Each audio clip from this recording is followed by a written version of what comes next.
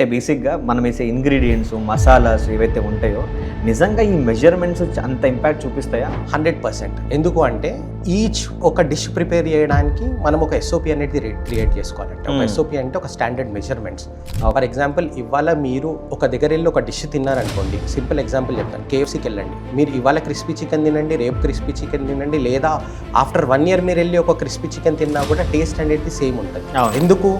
ఎందుకు అంటే they follow their SOP, they follow their systems. Okay, అంటే ఈచ్ డిష్ ప్రిపేర్ చేయడానికి they have a set of measurements that they follow. అంటే for example how many grams of chilli is required to prepare 1 kg of 1 batch of crispy chicken.